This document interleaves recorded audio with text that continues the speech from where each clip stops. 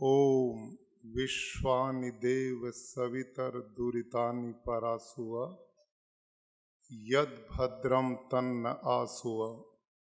ओम अग्ने नय सुपथारये अस्मान् विश्वानि देव वयुनानि विद्वान् युयोध्यस्मज्जुहुराणमेनो भूयिष्ठान्ते नमः उक्तिम विधेम। जय स्वामी नारायण।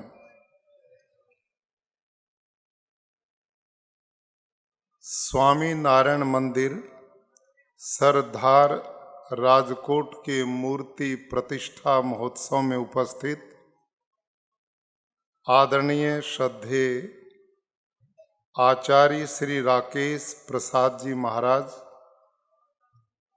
आदरणीय श्रद्धेय स्वामी श्री नित्य स्वरूप दास जी, आदरणीय माधव प्रियदास जी स्वामी, आदरणीय श्रद्धेय श्री सौरभ प्रसाद जी महाराज, आदरणीय श्रद्धेय श्री नाना लाल जी, आदरणीय श्रद्धेय श्री नोत्तम प्रकाश दास जी स्वामी,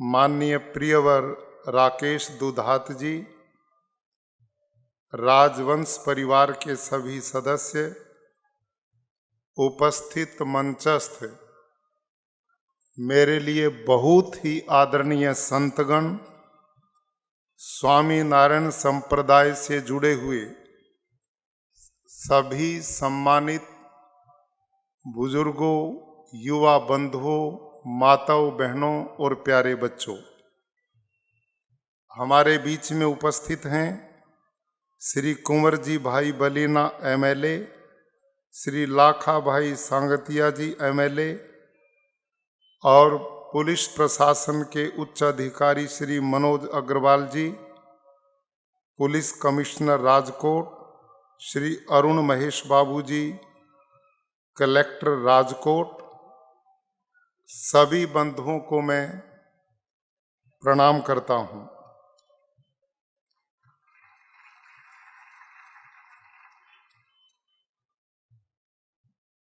राकेश दुधात जो स्वामी नारायण के राजकोट गुरुकुल से पढ़े और नीलकंठ धाम में प्राकृतिक कृषि के मिशन को लेकर किसानों के एक कार्यशाला में गया, वहाँ उनका परिचय हो गया और स्वामी नारायण संप्रदाय के बारे में इतनी विस्तृत जानकारियां उनके द्वारा मेरे को समय समय पर मिलती रही और मेरी श्रद्धा लगातार स्वामी नारायण संप्रदाय के प्रति बढ़ती चली गई।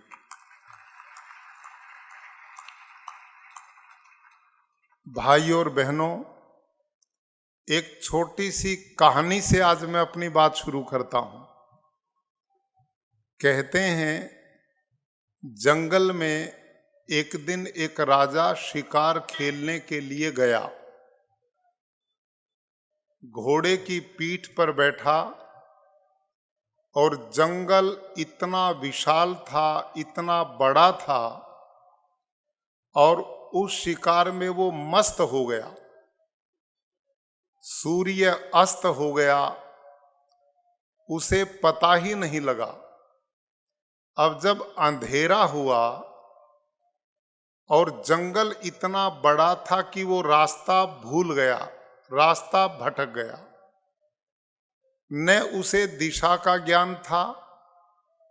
अब उसने विचार किया, जंगल इतना बड़ा है, हिंसक जानवरों से पूरा का पूरा भरा हुआ है, अंधेरी रात लंबी है, जान को खतरा होगा, इस जंगल से तो बाहर निकलना ही चाहिए। और यह सोचकर उसने अपने घोड़े को एड़ लगाई और एक दिशा में चल दिया। लंबा चलने के बाद जंगल से बाहर जब वो निकला तो एक कच्चे रास्ता उसको मिल गया। वो घोड़ा उस कच्चे रास्ते से जब बाहर जा रहा था तो इस राजा को बड़ा संतोष हुआ कि चलो जंगल के खतरे से बाहर निकल गया हूं। जो ही घोड़ा आगे बढ़ता गया, कुछ ही दूरी पर एक द्वार था और उस द्वार से उनके कान में एक आवाज पड़ रही थी और आवाज बड़ी अच्छी नहीं थी। आवाज थी, ये घोड़े पे जो आ रहा है इसके पास जो सामान है उसको लूट लो, इसको मारो और पीटो, इसके घोड़े को छीन लो। अब राजा ने महसूस किया कि आवाज जो सामने से आ रही है ये तो बड़ी खतरनाक है, दुखदाई है। ज्यों ज्यों घोड़ा आगे बढ़ता त्यों त्यों ये आवाजें और नजदीक से आना शुरू हो जाती। अब इसने विचार किया, वापस लौटता हूं तो गहरा जंगल है, हिंसक जानवर हैं, मृत्यु का भय है, और आगे बढ़ता हूं तो भी खतरे से खाली दिखाई नहीं देता। लेकिन राजा था, वीर था, धीर था, गंभीर था। सोचा देखी जाएगी, आगे ही बढ़ते हैं। बिल्कुल जब और नजदीक आया तो उस राजा ने क्या देखा कि एक द्वार है और उस द्वार में एक पिंजरा लटका हुआ है और उस पिंजरे में बैठा सारी बातें एक तोता बोल रहा है कि इसको मारो, पीटो, लूटो, छीन लो, घोड़े को छीन लो। लेकिन राजा ने जब इस द्वार से गुजरा तो उसने घोड़े को और तेज दौड़ा दिया। घोड़ा द्वार से ज्यों ज्यों आगे बढ़ा तो ये आवाज सुनाई देना बंद हो गई। राजा ने सोचा खतरा टल गया। अब कुछ ही दूर आगे बढ़ा था, फिर एक दूसरी आवाज सुनाई देनी शुरू की और वो आवाज पहली से बिल्कुल विपरीत थी, उल्टी थी।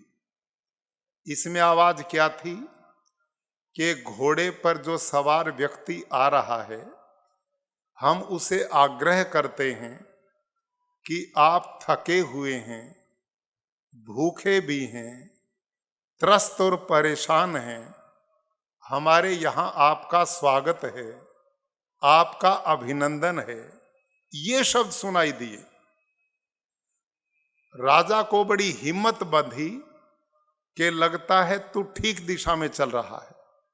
जब बिल्कुल नजदीक पहुंचा तो ये आवाज और तेजी से सुनाई देना शुरू हुई और जब बिल्कुल नजदीक आया तो बिल्कुल वैसा ही जैसे पीछे द्वार था, यहां भी वैसा ही द्वार है।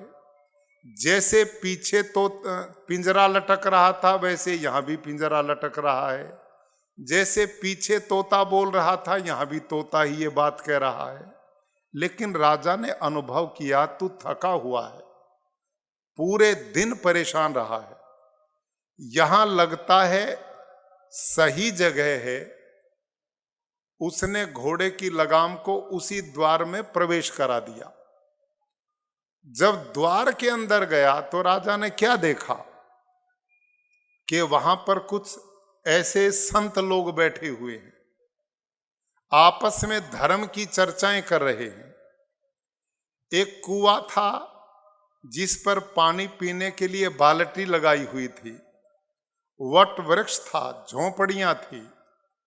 जब राजा ने अंदर प्रवेश किया तो इन महात्माओं ने उठ के उनका स्वागत किया और उनको कहा कि आप धूल धूसरित हैं, स्नान कीजिए, ठंडा पानी पीजिए, आपके भोजन की व्यवस्था है, सब प्रबंध की बातें कही। भाई और बहनों, उस राजा ने कहा कि महात्माओं ये सारे काम मैं करूंगा, लेकिन पहले मेरे को एक बात का उत्तर आप दो। उसने अपनी सारी दिन भर की घटना सुनाई, मैं राज दरबार से शिकार खेलने के गया, शिकार में मस्त हो गया, अंधेरा हो गया, जंगल में रास्ता भटक गया, मैं इस रास्ते पे आ गया। पीछे जिस रास्ते से आया तो एक तोता मेरे को ऐसे ही द्वार के पिंजरे में लटका मिला। उसने मेरे को बड़े कटु शब्दों का प्रयोग किया और आपके इस द्वार पर आया तो इतने मधुर शब्दों का प्रयोग किया। ये दोनों ही पिंजरों में तोते हैं, एक जाति के हैं, एक जैसे रंग के हैं, एक जैसे पिंजरे में हैं। मुझे ये बताओ कि इन दोनों की विचारधारा में ये अंतर क्यों है? जब ये बात कही तो इन महात्माओं ने कहा कि भाई इसका उत्तर तो हमारे द्वार पर जो पिंजरा लटक रहा ना, इसी से पूछ लो, कथानक है। तो कहते हैं राजा ने उस तोते से पूछा कि भाई तेरे जैसा भाई पीछे था, तू भी वैसा ही, विचार में अंतर क्यों है? तो उस तोते ने संस्कृत के कवि के शब्दों में राजा को उत्तर दिया, वो बड़े काम का है। उसने क्या उत्तर दिया? तोते ने बोला, अहम मुनिना वचनम शृणोमि, शृणोत्य यम यद यवनस्य वाक्यम, न च अस्य दोषो न च मे गुणो वा, संसर्ग जा दोष गुणा भवंती। इस तोते ने कहा, हे राजन, जो पीछे तोता लटक रहा था ना जिस द्वार में, उस द्वार के अंदर जो लोग रहते हैं वो चोर हैं, डाकू हैं, लुटेरे हैं, दूसरों को दुख देने में ही सुख अनुभव करते हैं। वो बेचारा रात दिन उनके संपर्क में रहता है और उनकी विचारधारा को सुनता है।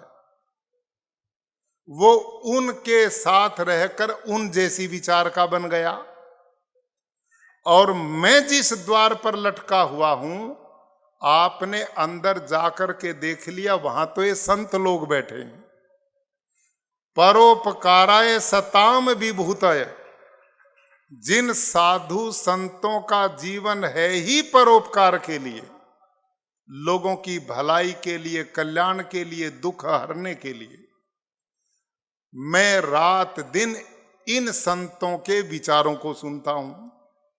इसलिए राजन, उस बेचारे पीछे वाले तोते का कोई दोष नहीं और मेरा कोई गुण नहीं, ये तो सारा सत्संगति का खेल है। तो मेरे प्यारे भाइयों और बहनों, मनुष्य जीवन में सबसे बड़ी यदि कोई पूंजी है तो वो विचारों की पूंजी है। विचार ऊंचे उठते हैं तो व्यक्ति की उन्नति की कोई सीमा नहीं, और विचार गिरते हैं तो व्यक्ति के पतन की भी कोई सीमा नहीं है। इसलिए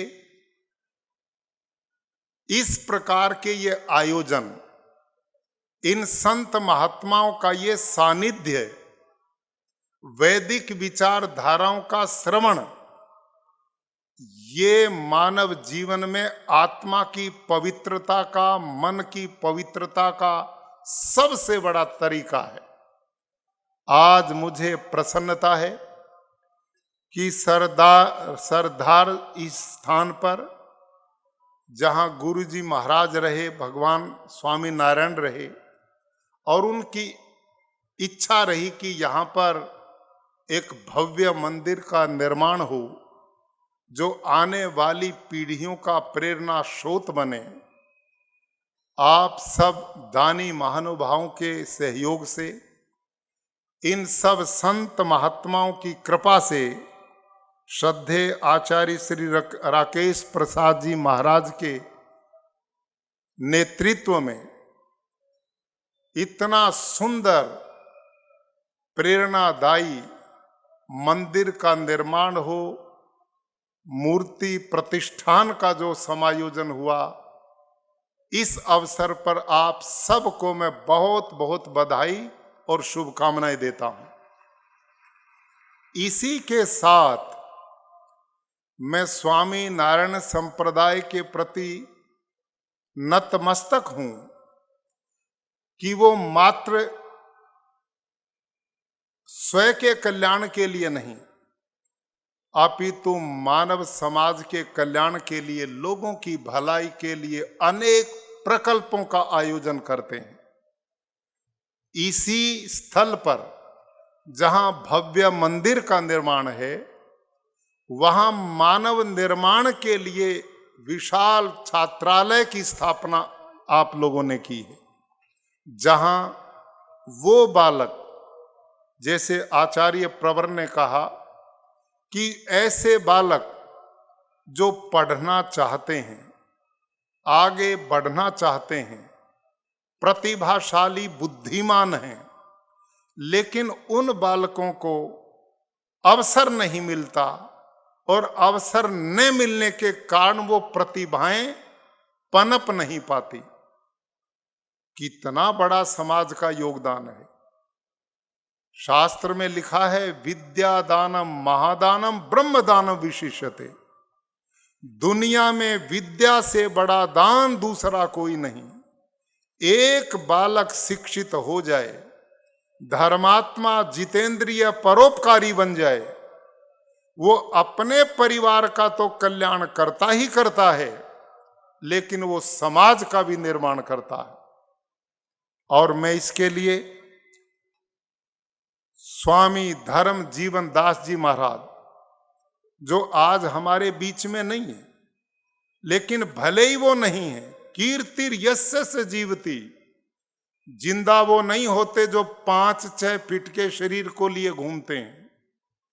जिंदा वो होते हैं जिन्होंने अपने शुद्ध कर्मों के द्वारा, अपने मन की पवित्रता के द्वारा दूसरों की आत्मा जीत करके प्राणी मात्र का भला किया हो।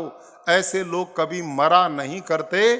स्वामी धर्म जीवन दास जी, जिन्होंने स्वामी नारायण संप्रदाय में पहला राजकोट में गुरुकुल स्थापित किया, और उस गुरुकुल की परंपरा से आज 50 के लगभग स्वामी नारायण के अलग अलग स्थानों पर गुरुकुल चलते हैं, और उनमें युवा पीढ़ी के बालकों का निर्माण होता है। मेरी श्रद्धा इसलिए बढ़ी, मैंने राकेश दुधात को देखा।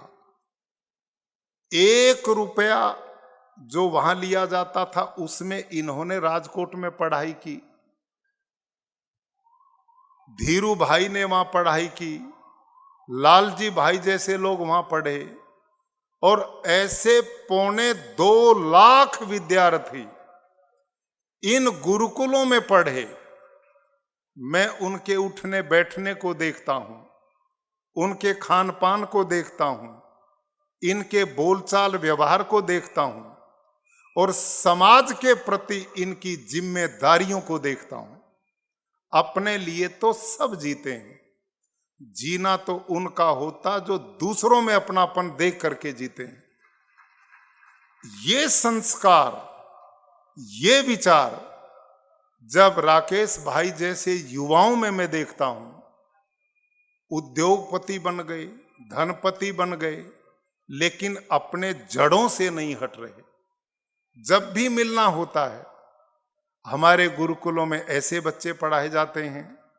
हमारे समाज के युवाओं को निर्व्यसनी हमारे संत लोग बनाते हैं। हमारे संत लोग किसानों के लिए तालाब बनवाते हैं, चेक डैम बनवाते हैं, गौशालाओं की स्थापना कराते हैं, युवा पीढ़ी को निर्व्यसनी बनाते हैं। हमारे साधु इतने तपस्वी हैं, और बोला नहीं, मेरे को पकड़ पकड़ करके ले जाते हैं। वास्तव में कल तक मैं इतना व्यस्त था कार्यक्रमों में, आप लोगों ने कल का कार्यक्रम यहाँ की व्यस्तता के कारण शायद सुना नहीं।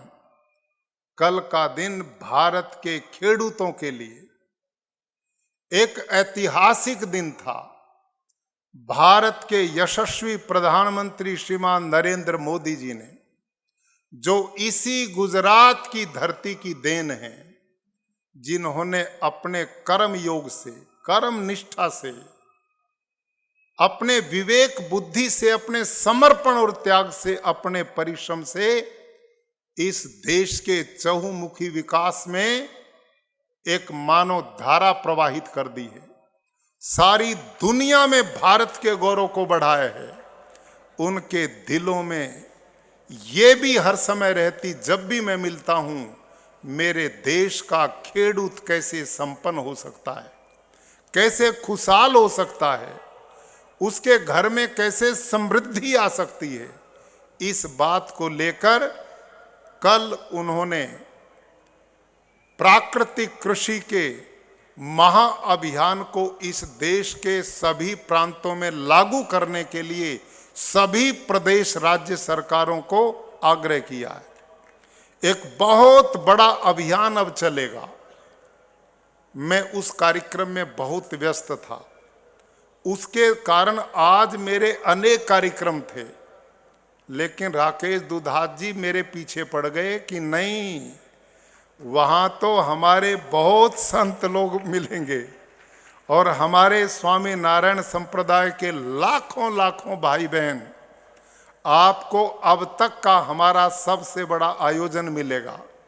और मैं संत लोगों को कह चुका हूँ कि गवर्नर साहब आएंगे, और आप नहीं चले तो हमारे लोगों में थोड़ा सा ये होगा कि आचार्य जी कम लगाव करते हैं।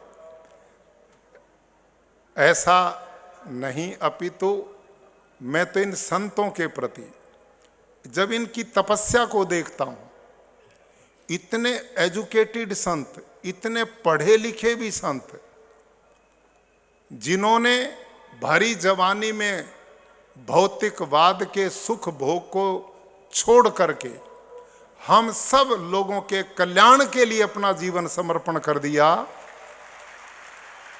ये कितना महान प्रेरणा का कार्यक्रम संप्रदाय के द्वारा चलता है। और जिस प्राकृतिक कृषि के अभियान को मैंने पूरे देश में चलाया है, आज गुजरात में 2 लाख खेडूत प्राकृतिक खेती से जुड़ चुके हैं।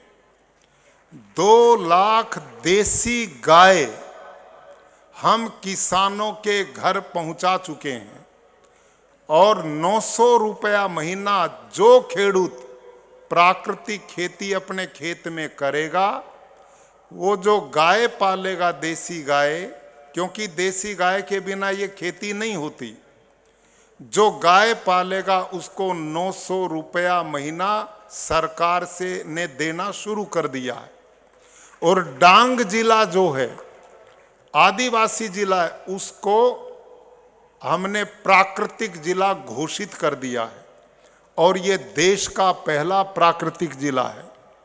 मैं बधाई देता हूँ स्वामी नारायण संप्रदाय को और नीलकंठ धाम को, जहाँ के स्वामी धर्म वल्लभ दास जी महाराज ने अपने शिष्य नीलकंठ धाम के कैवल्य स्वामी जी, उनको पूर्णकालिक प्राकृतिक खेती के इस मिशन को पूरे देश और प्रदेश में फैलाने के लिए सौंप दिया है। मैं उनका अभिनंदन करता हूं। और आज मुझे इतनी प्रसन्नता हुई, राकेश दुधात का धन्यवाद करता हूं, तुम मुझे नहीं लाते तो मेरे मिशन का नुकसान हो जाता। यहाँ मैं आया तो हमारे बीच में श्रद्धेय श्री नरोत्तम प्रकाश दास जी स्वामी उपस्थित हैं, और इन्होंने अभी मुझे बताया कि इस प्राकृतिक खेती के मिशन को अब हम बंद नहीं होने देंगे। छोटा उदयपुर जिला के लिए और पंचमहल जिला के लिए ये अपने 2 शिष्यों को, श्रद्धेय वेदांत स्वामी जी, श्रद्धेय संत स्वामी जी को कैवल्य स्वामी जी की तरह इस मिशन के लिए आज प्रस्तुत कर रहे हैं।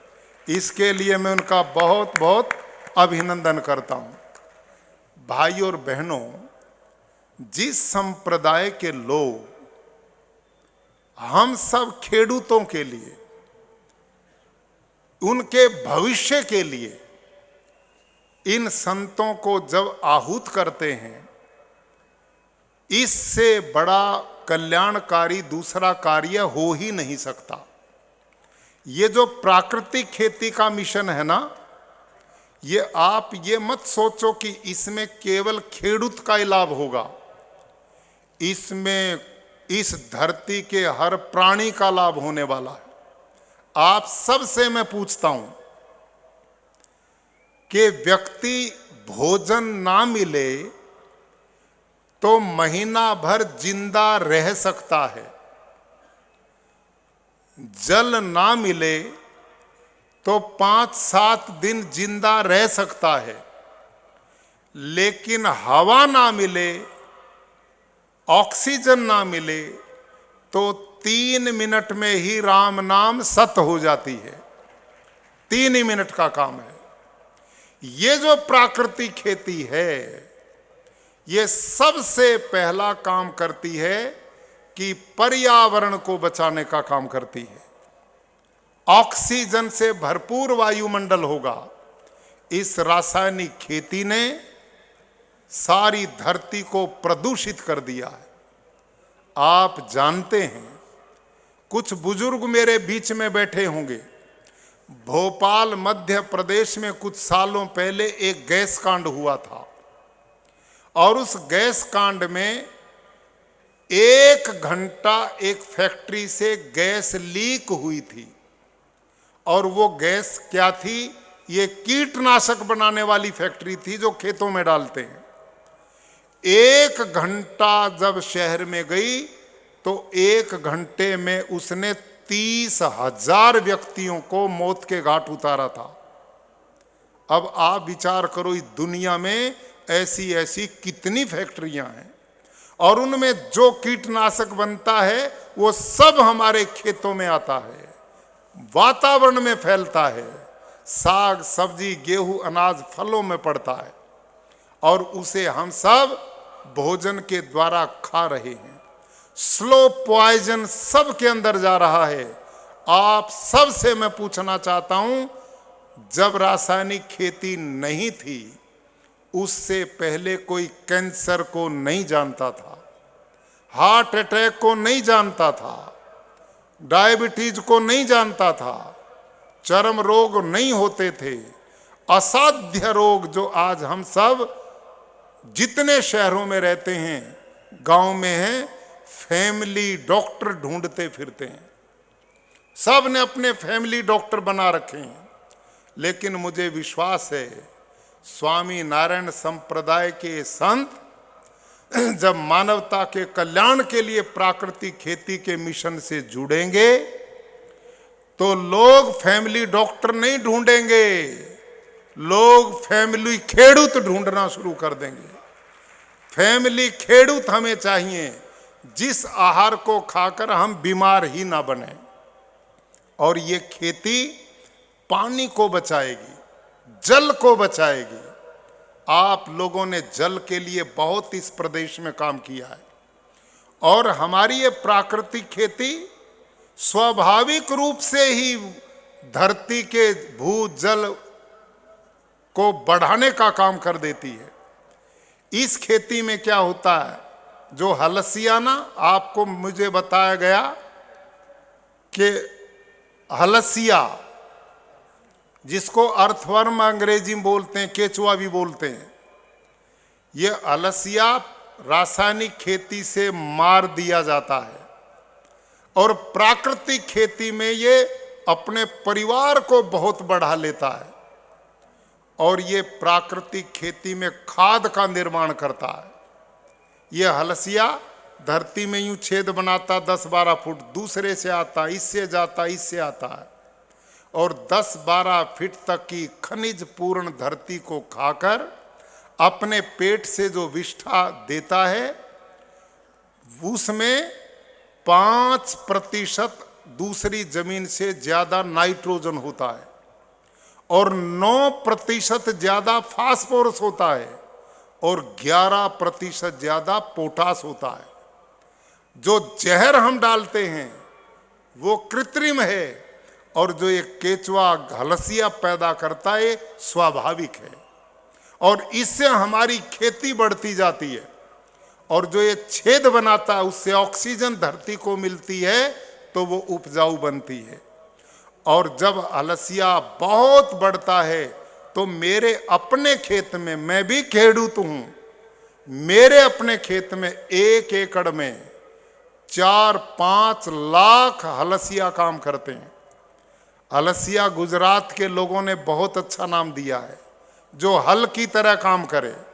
खेडूत का काम हलसिया करता है, पूरी धरती को मुलायम बना देता है और उसमें इतने छेद कर देता है, जब बारिश होती है तो पानी बहता नहीं अपितु उन्हीं छिद्रों से धरती के पेट में चला जाता है।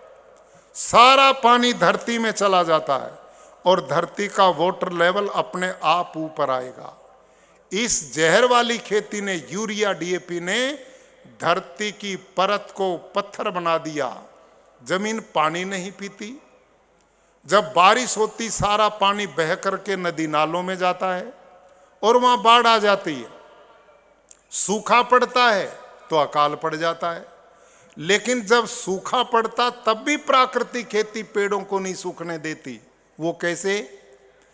जब पानी नहीं होगा, लूएं चलेंगी, उस समय जो केचुओं ने छेद बनाए हैं ना, धरती तपेगी तो धरती के नीचे नमी है और उस नमी में वाष्प बनती है और उसी वाष्प से पानी ऊपर आकर पौधे की जड़ की सिंचाई करता है।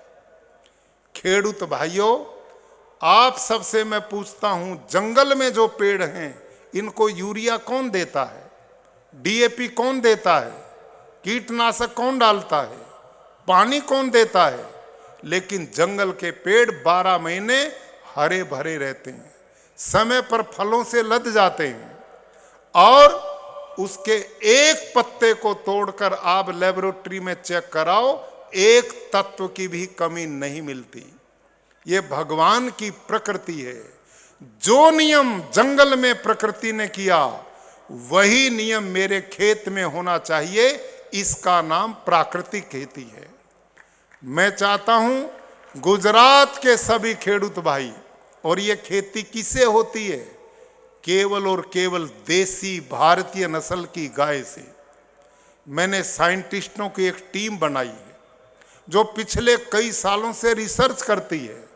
उनको मैंने भैंस का गोबर दिया, जर्सी गाय का गोबर दिया, हॉस्टन फ्रीजन गाय का दिया, भेड़ बकरी ऊंट का दिया।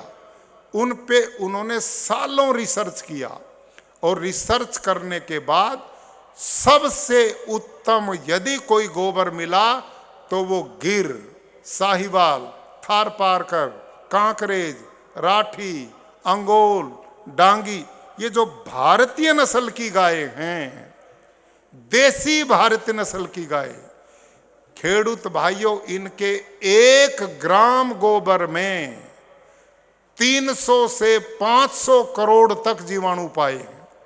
1 ग्राम गोबर में 300 से 500 करोड़। और हम इनका ही जामुन बनाते हैं, मेलवन बनाते हैं। 200 लीटर का एक ड्राम लेते हैं, उसमें क्या करते हैं? 10 किलो देसी गाय का गोबर, 8 से 10 किलो गोमूत्र, 1.5 से 2 किलो गुड़, 1.5 से 2 किलो किसी दाल का बेसन और 1 मुट्ठी मिट्टी, बस। इनको 4 दिन आपने उस पानी में घोलना है 180 लीटर में। 5वें दिन 1 एकड़ खेत का खाद तैयार। दुनिया में इससे सस्ता कम समय का खाद मिलेगा क्या? अब इसमें साइंस क्या है, विज्ञान क्या है, आप विचार करो।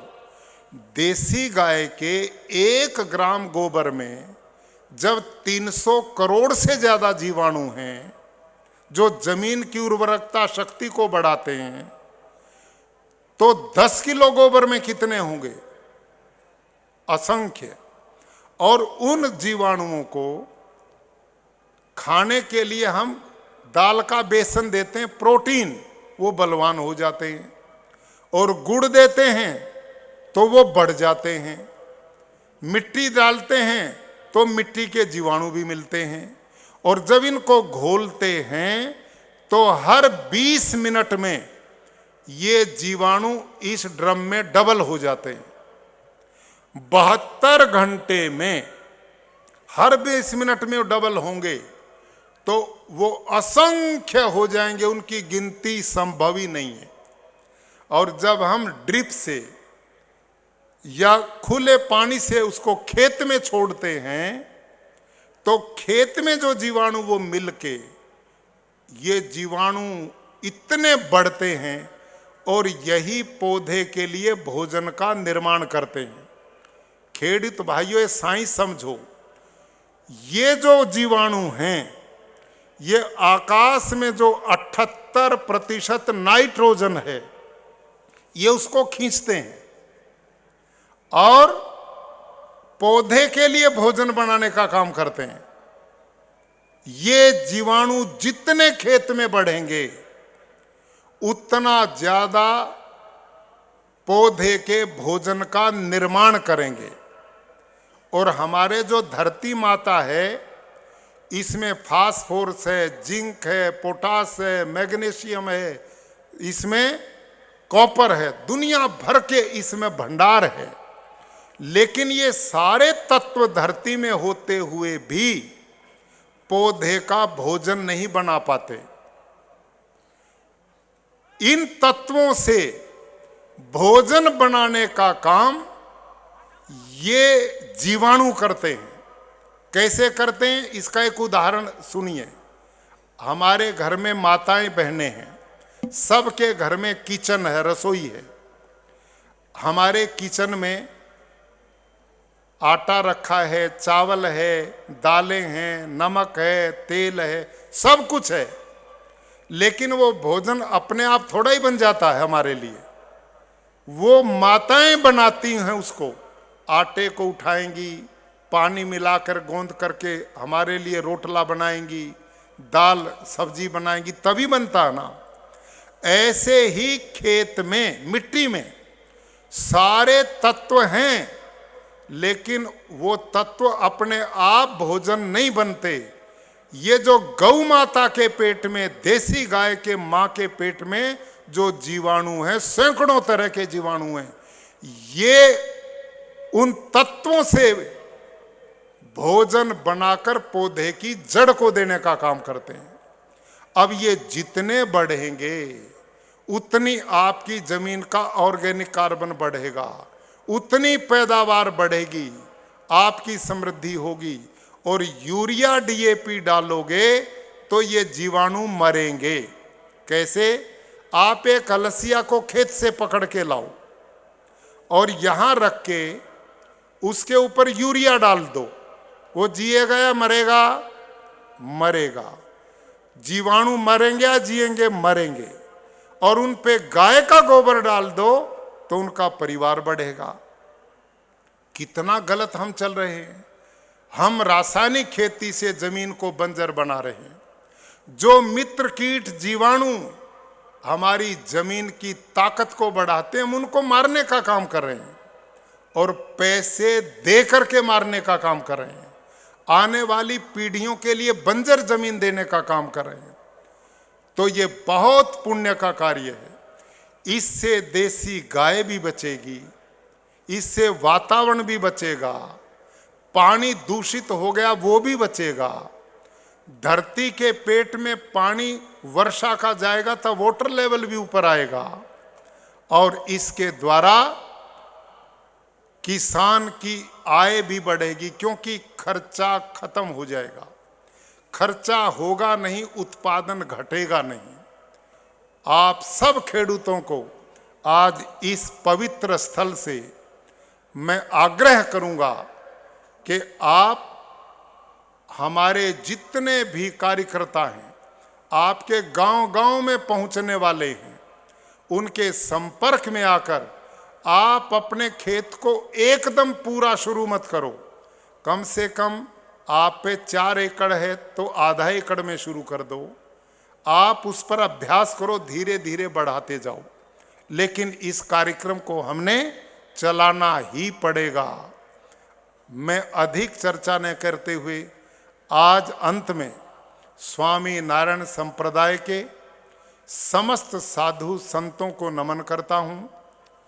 आदरणीय श्रद्धेय आचार्य राकेश प्रसाद जी महाराज का आभारी हूँ कि आप समय समय पर आप सभी प्रजाजनों का दर्शन करने का सौभाग्य मुझे भी देते हैं, और जिस पवित्र मिशन में आप लोक कल्याण के लगे हुए हैं, गुरुकुलों की स्थापना में, गौशालाओं की स्थापना में, जल संरक्षण के कार्यक्रम में, शिक्षा के प्रचार में, और जो भी समाज का कल्याण का कार्य होता है, चाहे कोई भूकंप आया था, चाहे अभी ये महामारी आई हुई है, हर क्षेत्र में आप स्वयं संत लोग और अपने अनुयायियों को सदा मानव कल्याण की जो प्रेरणा देते हैं, ये एक अच्छे समाज की रचना है। संस्कारवान बालकों का निर्माण करना सबसे जरूरी है, और आप अपने गुरुकुलों के द्वारा, अपने इन छात्रावासों के द्वारा इन युवा बच्चों को निर्व्यसनी बना रहे हो, संस्कारवान बना रहे हो, माता पिता के प्रति उसके कर्तव्यों को दर्शा रहे हो, राष्ट्र के प्रति राष्ट्र भाव पैदा करते हो। अपना देश अतीत गौरवशाली भारत वैसा बन सके, ये विचार देना और जनमानस में भावना फैलाना सबसे बड़ा पवित्र हमारा मिशन है।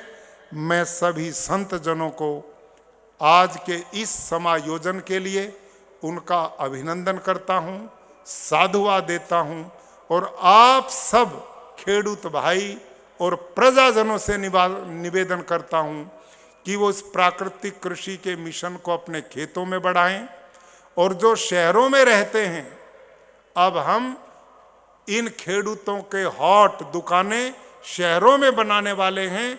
आप अपने घरों में वही आहार खाओ जो जहर मुक्त है। आप स्वस्थ बनेंगे, निरोग बनेंगे, बच्चे बुद्धिशाली बनेंगे, आत्मा मन पवित्र होगा। जैसा अन्न वैसा मन, आहार शुद्ध सत्व शुद्धि, ऐसा गीता में भगवान कृष्ण भी लिखते हैं। तो हम इस पवित्र मिशन से जुड़ेंगे। आज के इस आयोजन की सबको शुभकामनाएं। धन्यवाद। ओम शांति। अगर ये वीडियो आपको पसंद आया हो तो लाइक करें और शेयर करना मत भूलिए। सब्सक्राइब करें सरदार कथा चैनल को और बेल आइकॉन पर क्लिक करना मत भूलिए लेटेस्ट वीडियो सबसे पहले पाने के लिए।